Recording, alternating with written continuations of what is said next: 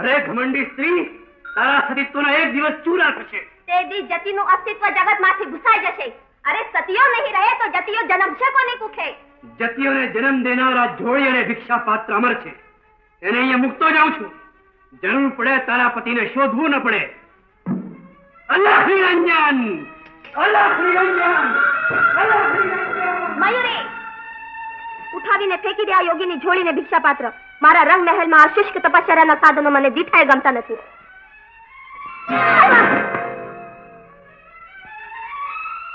કસ્તુરી, તું ઉપાડીને ફેંકી દે.